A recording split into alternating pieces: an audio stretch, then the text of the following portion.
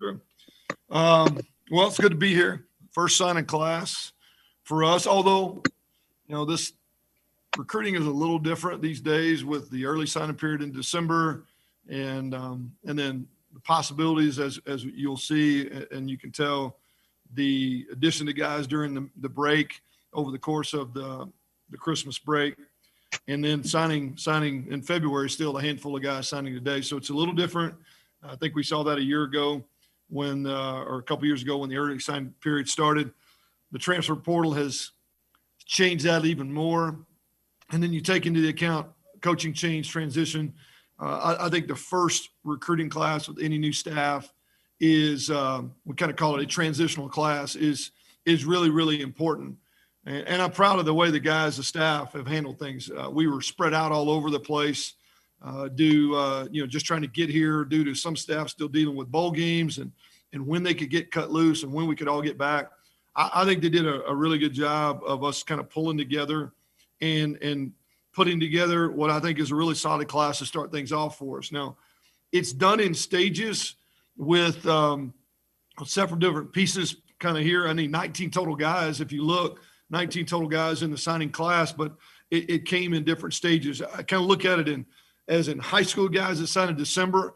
We were fortunate to be able to hang on to 5 kids that were previously recruited by the old staff that we thought fit what we were trying to do.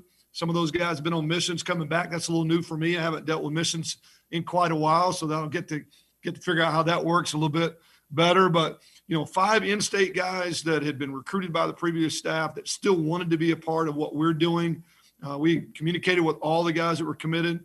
Actually lost a few guys that opened their recruitment up that just wanted to open things up and look, and we were okay with that.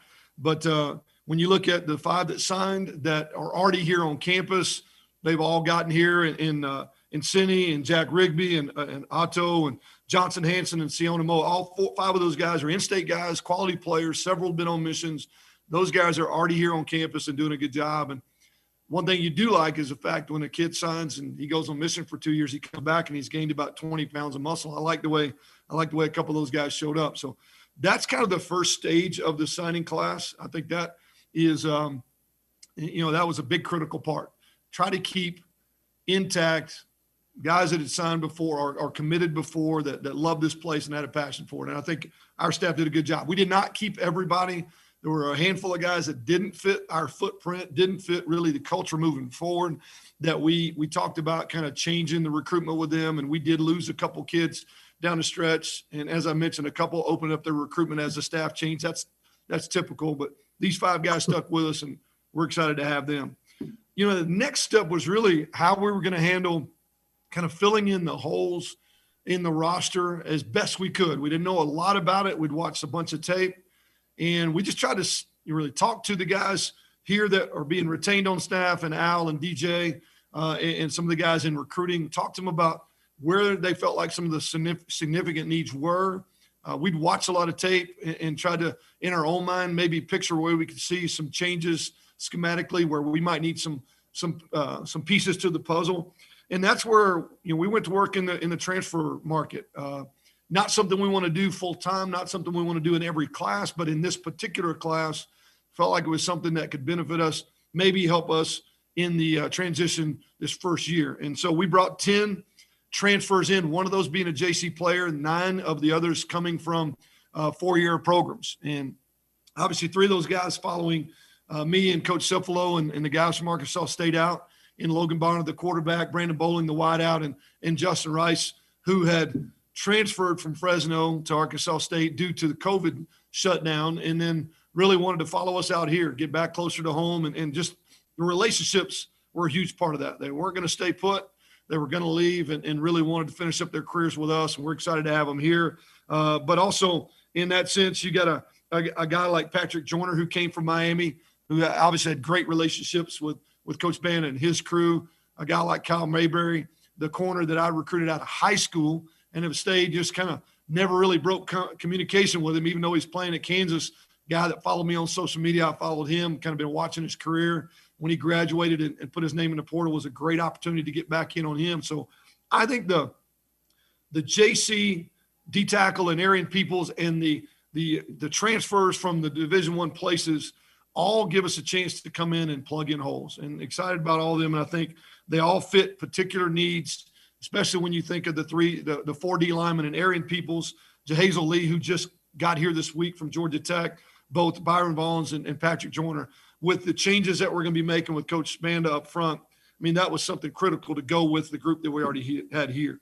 So those guys are already on campus, which is awesome. That's 15 guys that we added to the program basically in January that all get a chance to go through spring ball, go through off season with Paul Jackson and his staff. That is huge in our, being able to put a competitive team on the field in the fall, which we all want. Today was a little unique in the fact that we really only signed a few guys. In years past, you may have, 10, 15 guys signed in February, but with early signing day, with the transfer portal, with guys being able to get here at midterm, with a handful of high school guys coming off missions and getting here in January, we really only signed 3 players today. And that is unique territory. Bo Miley, the defensive lineman from here in the state, obviously everybody knows the last name, is familiar with him. And he's a nephew, I think, of Frank. And so gave him the opportunity day one. Like, we'd love to have you, want to keep you, want you to be a part of this, even though we know Frank is not going to continue to coach here. And he was, Coach, that's where I want to be. And we're excited to get him. I think he's going to get big. He's going to end up moving from in down to a 3 technique position and be a really good player as his career develops and as he develops. Martavius Nana Davis, the speedster out of Alabama, 10-400 meter guy, and you never can have too much speed. So excited about him signing today. He's a kid that was committed to Louisiana Lafayette for a while and decommitted as some things changed there on their staff. We'd recruited him at Arkansas State. Coach Tuck had recruited him at Central Florida. And so we already had a relationship built with him. And it just felt like he fits what we do offensively. And like I said, 10-400 meters is hard to recruit. You got to get in and take your chances when you can. And we love having him. And then the last one would be Calvin Tyler, the running back that's going to be transferring in here in a couple months from Oregon State. Unique that he already had a relationship with Chucky. Chucky was on staff at Oregon State when the kid visited there. They had a great relationship, so it just made a lot of sense when he decided to leave. He reached out to Chucky, he and his family, and really didn't open up his recruiting a whole lot. So you see this in stages, the December high school guys coming off missions, the transfers that we felt like fit strategic positions, and then the 3 signees today. And then kind of the last guy is Ike Larson. Ike Larson is a high school in-state signee DB, signed in December, but won't be getting here till in the summer. So we already signed him back in December, but the Aggie Nation won't really see him until he gets on campus in the summer and in the fall. And that rounds out 19 kids in a class. We're basically done with this particular class. We will be looking to continue recruiting into August with some potential blue shirt spots, but this is the bulk of it.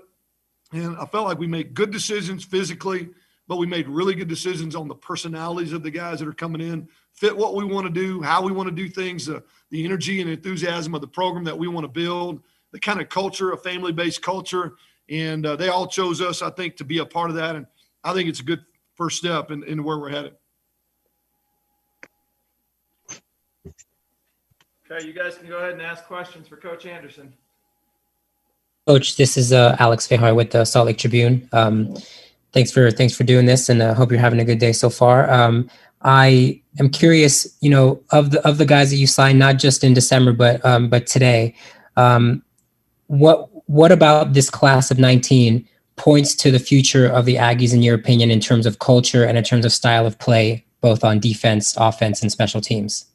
Well, we're trying to recruit speed, number one, physically, and then we're trying to recruit, when you talk culture, just attitude. Guys that are going to buy into how we're going to do things. We really stressed, faith, family, and a fun environment of football.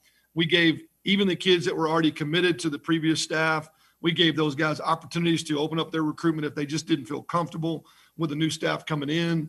Made it really clear kind of who we're going to be, that we're going to push them really, really hard, expect them to work their tails off, expect them to do things right, and truly create a family environment. And if that wasn't something that they were interested in, that we would completely understand them opening their recruitment up. And what we saw were the guys that we were recruiting, that was what they gravitated towards. They wanted to be part of a family. They wanted to be challenged.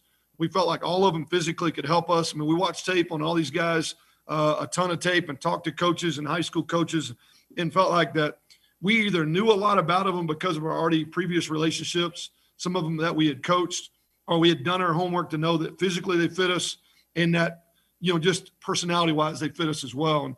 And what we didn't want to do was stretch. We didn't want to take anybody that we had questions about, especially in the first class. I told John in the interview, you don't win championships in your first class, but you sure lose them if you're not careful. And I felt like we didn't have to stretch on anybody. We took guys that we thought fit this culture, this family environment, energetic, enthusiastic environment. And that's what I think you see from these guys. And the ones that are already here on campus, I can promise you that's what we've seen out of them since day one. Hey, Coach Al Lewis from KBNU Radio. I know you can't comment on names specifically, but it sure looks like, looking at social media, there are other guys who are saying they're coming to Utah State. So my question would be about walk-ons and what you want to do with walk-ons, especially in state. And then to kind of go along with that in that situation is, what do you think of the state of Utah? Because now everybody in the country is recruiting Utah kids these days, it seems like. Yeah, everybody's coming in to recruit. And if you're paying attention as you are, social media, there's a lot of great players in the state, and there's offers going out. We've made a bunch of offers in state already in 22. Can't talk about walk-ons, but I can tell you that Coach Roberson, the director of player personnel, that we take that very seriously. We had a lot of walk-on players play for us at Arkansas State and earn scholarships at Arkansas State. I myself, as a coordinator, had a 4-year starter at quarterback at Southern Miss who was a walk-on, who actually won the award that's given out in Little Rock every year, the Burlsworth Award. Hard to say. I believe in walk-ons, and I think they can help your football program. And there's no better place to get those than in state, where obviously tuition is going to be easier. It's going to be proximity to their family. I think guys come in and earn a spot. We put them on as soon as we can. So we're going to actively recruit in the state, number one, the best players, obviously, and we want to compete against the Power 5 and Group of 5 teams coming in to try to take them out of the state. We're going to make that clear. We're going to recruit against everybody. I think we've already got 15 to 20 offers out in the state for 22 already, and we're going to continue to add to that list. But then we're going to actively recruit preferred walk-ons as well, guys that we think are right on the bubble, guys maybe that we would like to offer but that our numbers are just full, feel like they can go on scholarship in the future, and obviously we feel like they can get on the field and help us. And so a lot of those guys will make announcements and do things on their own. We can't comment on it, but we are happy to have them, and we have offered them opportunities to come in and be a part of the team. Hey, Coach Anderson. Oh, sorry. Go ahead, Eric. Sorry, Jason. I was just going to say, Coach Anderson, this is Eric Franson with 106.9 The Fan. How was your coaching staff able to manage recruiting for this year, but also trying to understand the extra year of eligibility available to your seniors? Yeah, we kind of had to separate the two to some degree. You just kind of had to sit down with the administration, and I did with John, and tackle the super senior kind of conversation first. It's almost treat it like a bonus. It's again, we want those guys to have opportunities to come back, but in terms of big picture looking forward, you didn't want to make strategic decisions in the recruiting process based off of that one bonus year, because the numbers are going to go back down after 1 year, and that's the world you're going to have to live in. So we kind of kept them separated and look for what do we need a year down the road, 2 years down the road, 5 years down the road. And that's where most of the decisions came in. A lot of these transfer kids have more than 1 year of eligibility. The ones that don't, we thought were strategically guys that we could not pass on that could help our team through this first season to be as competitive as possible. But we really just looked at, in watching film and looking at the roster, where we thought the most immediate holes were, and that is how we approach recruiting. And we really kind of put aside the super senior roster and just felt like it was a bonus, if that makes sense. Hey, Coach. Do you have any idea how many are going to come back? How many seniors right now you think you might come back? Well, I would say probably 90% of the class is already back. We did lose a couple kids to transfer portal. We lost a couple kids that were just honestly physically done, tired and ready to you got married, got kids, wanted to go get a job. But without giving you a number, because I honestly don't know the exact number, I would say 95% of the senior class is back on campus and preparing to play their, that extra year. Hey, Coach Anderson, Jason Turner from the Herald Journal. As you mentioned, this is obviously a year you wanted to bring in more seasoned Division I players. But I guess in future years, what would you consider to be an ideal mix of high school kids, JUCO kids, transfer portal kids? Well, I think we're in a position where we can do a great job in state and in our footprint at the high school level. I'd love to see over half of our class be in that area. Although I'll say this, the transfer portal and how things maneuver moving forward is kind of uncharted territory. This is somewhere we've not been before. And so I think we have to see what kind of success we have with the transfers that we've brought in, see how they blend with the team and how they fit in our culture, and then kind of make decisions moving forward. I would not ever want the entire class to be made up with transfers by any means. And I definitely want to start at home in the state of Utah. And when you've looked at previous years when teams were really, really good, they've done a phenomenal job up front on the O-line and D-line especially, and some key defensive and offensive players in positions of leadership. I don't know what that number is going to be. I mean, I figure we're going to take 25 in a year in a full class, and I would expect well over half of that to be high school kids, most of those coming from the state of Utah. And then at that point, looking and just seeing what your roster looks like in terms of injury, attrition, guys transferring down to play more, guys that, like you saw this year, a couple of guys that maybe, make their run at the NFL early or take a Power 5 type opportunity. I think those will dictate whether or not we feel a veteran player is necessary or not. But I don't know if it's possible to give you a hard number on that, but I do definitely want to start with Utah high school players being the foundation of how we build this program moving forward.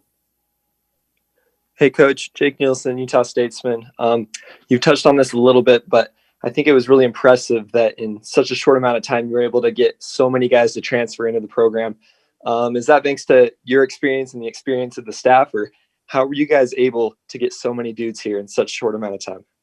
Well, I would tell you just the staff did a phenomenal job. They all love recruiting. They know it's important. If you're not recruiting, you're losing. I mean, bottom line, if you're not recruiting every day, you're losing to somebody. They all love it. They put in the time and energy. And I think there's the personalities on this staff are built for building relationships. And that's what you see. Some of these guys were guys that myself and the handful of guys that came from Arkansas State already had relationships with. Coach Banda and his crew in Miami, Coach Tuck. There were a lot of different, lines crossed in there, but really it just came down to putting in the effort, identifying guys we thought that fit and putting in the effort. And then, I think there's a ton to sell here. You look at the place, you look at the tradition and history of the past, previous years, that along with just the personalities and the relationships that we built. These guys, they chose us over some really good schools. But I think it just comes down to a group of staff members that really put in the time and energy to outwork some folks in the recruiting process. Hey, Coach, Isaac Draxler with 24/7 Sports. Do you see the transfer portal as a net benefit as far as getting those guys from Power 5 programs? You also lost a few. So do you see that as a negative for Utah State or a positive? Well, in this case, it hurt us with a couple players that we didn't want to lose. We lose 2 offensive linemen to Power 5 programs that we were frustrated. We didn't want them to leave.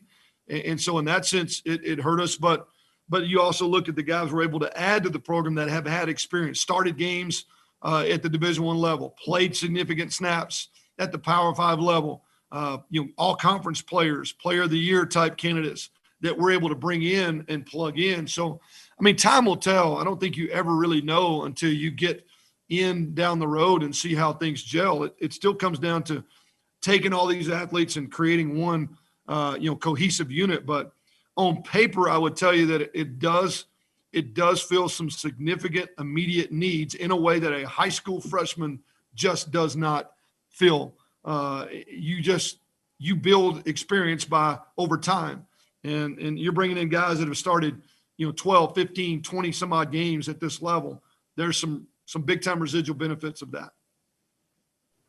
And then also, do you see this staff and your recruiting department, trying to find guys really early, or do you see more like, offering the 22 kids now, and how do you see that working out? We already started the process on 22s. We obviously wanted to make sure that we finish this process well.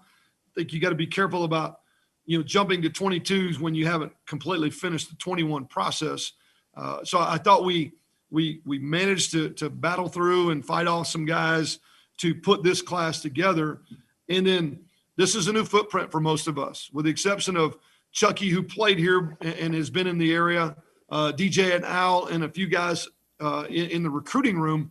Most of the guys that are on the ground, we've been in areas that have been, most of us have been in the South, even though we've got ties to the West Coast and ties to the region in some way. We haven't recruited in a while. So we wanted to make sure we got our feet on the ground, and then we started the process. But we've already started evaluating 22s every day. Like I said, I think we've got somewhere 15, 18 offers already out in the state already, starting to branch out into our footprint, which is going to take us, in a lot of different areas. But we've got to stay on pace with the rest of the country as well. We can't just wait to wait. So if we think they fit us, whether they got offers or don't, we're gonna jump in and start recruiting. I do think we'll still continue to look at the transfer portal because it's available, and it's again, it's guys that have experience. We're just looking for the right guys that fit us. What about the 23s and 24s? Do you expect to hit those as well? Already have made a couple offers in the 23. 24 is a little bit out, a little further out than I'm comfortable looking at this point, to be honest with you. There are some no-brainers, but I'll be honest with you, if a guy's a no-brainer for me right now, he's probably a no-brainer for everybody else in the country. And so that whole process is going to change so much between now and when that guy actually has to make a decision. It's hard to even project just how big of a recruit they're going to be. So we're going to focus on 22.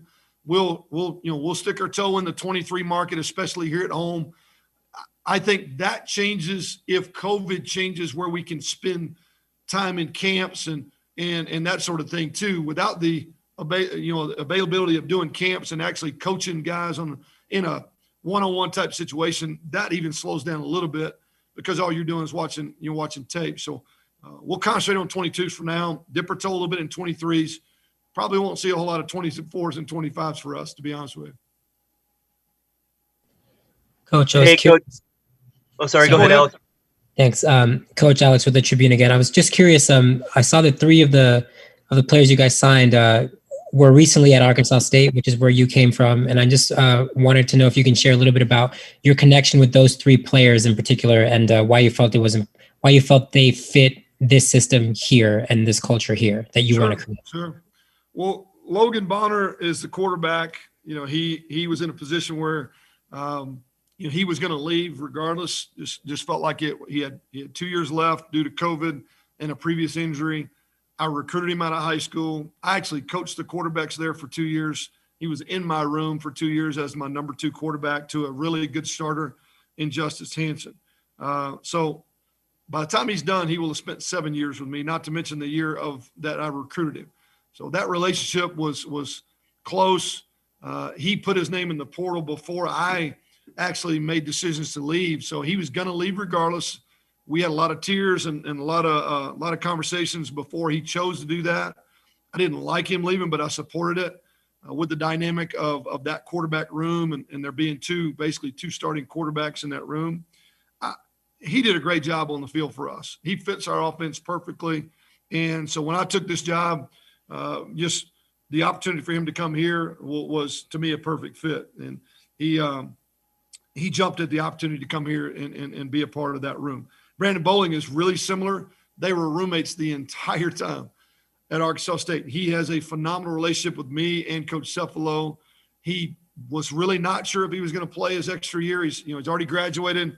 Had made comments to Coach Cephalo, I'm not sure I'm going to come back, but if I do, I'm only going to play for you. And so once we made the move here and Coach Cephalo decided to come, it just made sense. He wanted to finish his career here with Coach Cefalo and myself, and he and Logan have been roommates for the past 5 years. For them to do it together was really big. Justin Rice was a little bit different. He's a guy that we got late last summer when Mountain West was not planning to play. I don't think he'd ever would have left Fresno if Mountain West was going to play. He would have played, taken his chances, tried to go to the NFL. But once he got there, he connected with me, Coach Cefalo, Coach Perimsky really, really well. Spent a lot of time one-on-one with him throughout the course of the year, trying to get him acclimated. And, for him, his decision was, do I go to the NFL or do I not? I think once he decided not to go to the NFL, he didn't want to go through another coaching change. The opportunity to stay here with guys that he really knows and get back to the West Coast was just something that I think he thought would just made sense for him as well. Didn't want to recruit those guys. I wanted it to happen naturally. Encouraged every one of those players to go back to Arkansas State and to see how things go. But these three guys clearly were not going back. We're going to move on with their careers, and we're really lucky to have them here with us. In terms of the quarterback, Logan is his name, right? Logan Bonner, yes. Logan Bonner, thank you. I think there could be a possibility of a narrative of you bringing in a quarterback and maybe he's the prohibitive starter because you're bringing him in, you have a prior relationship, that kind of thing.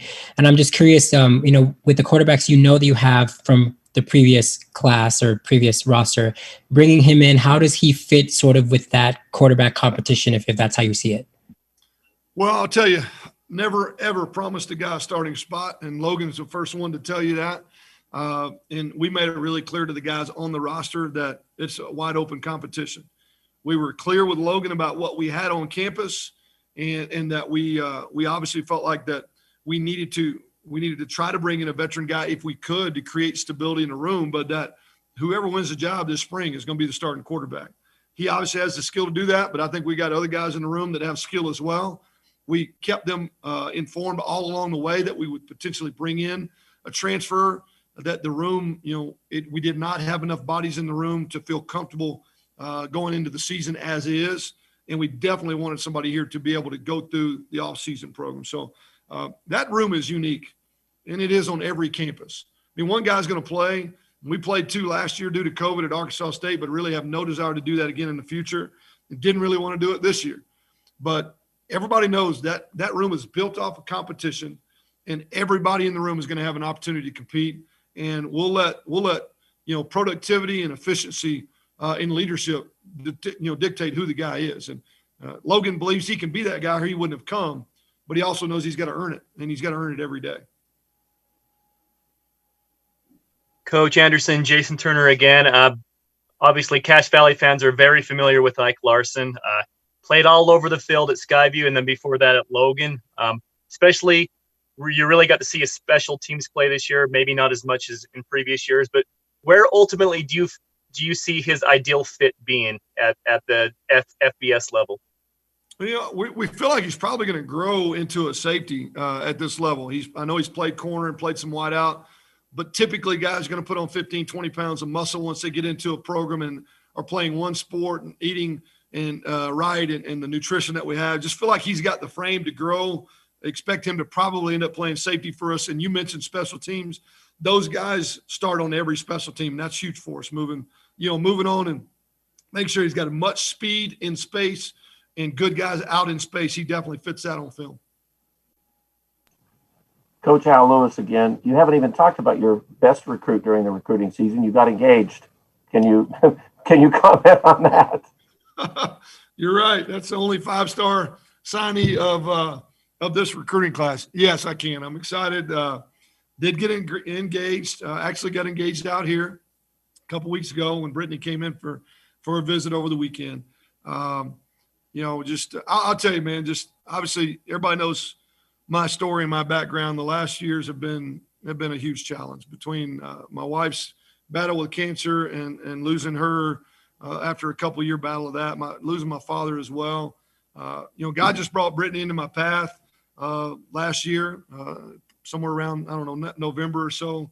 Became really, really good friends, and ultimately ended up moving from being friends to dating. And I just figured I better get her to sign the dotted line before she smartened up and ran the other direction. But she and her 2 daughters will be moving out here later in the spring, and we're going to get married in May. And she's excited about coming, and I'm excited about having them. Any other questions, guys? Yeah, Coach, just one more quick one. You've addressed this with Logan Bonner, but I guess just generally speaking with these, especially with the transfers coming in and how they may compete for these jobs where there may already be, especially with these super seniors, taking some of those spots, and how you're going to make that work. Well, never would recruit a transfer player if we didn't feel like he could impact the program immediately. Again, didn't promise any of these guys starting positions, promised them the opportunity to compete for one. We felt like they filled some significant needs where there was either lack of depth, injury at the position, or maybe just because schematically we're going to do some things a little differently than the previous staff. So we targeted the positions specifically because we felt like there was a need. But it's their job to come in and compete. And again, we feel like we identify guys that can come in and impact us. So whether that is an every down player or a role player that's playing significant snaps, all these guys look on paper and on film to be guys that can do that. Now, what their role is going to be completely up to them and how they handle the spring and summer. And I tell every kid that I ever recruit, and I'll continue to tell the kids here, I'm going to try to out-recruit every player on the team every day. It's my job to go out and improve our talent level by recruiting a higher level player, physically, in every area, guy that fits our program, guys that fits our scheme, you name it. And so I need to make it hard for every guy here to stay on the field. And competition is what makes everybody better. So it's a tough environment to be in, there's no doubt. But everybody needs to understand that they've got to continue to improve, and that we're always recruiting to improve that room and to honestly out-recruit them where it makes them, makes their job even harder. And Coach, just one last question. A lot of these guys are on campus now, and just how big of an advantage is that for you and your staff to get them in your system now, especially with the spring ball not that far away? Yeah, all but 4 of them are on campus right now, to be honest with you. So that is huge. Ike Larson will be here in the summer. Bo Maele will be here in the summer. Nana Davis will be here in the summer. Actually, we're really fortunate because of Calvin Tyler's academic schedule. He is likely to be here for spring ball. So you would say, that is huge to get all off season, all spring ball, and then fold that into the summer. That was one of the reasons that we wanted to go the route we did with the transfer players and guys that were able to be ready to go now. Had some of these guys not been able to get out and be here in January, might have changed our approach. We might have gone with a high school kid instead. But there's no substitute for 4.5, 5 months of working with a guy, Paul Jackson working with a guy, learning X's and O's from the coordinators and position coaches. I think it's going to be a big part of us being able to be a competitive team early next fall. I hope it is.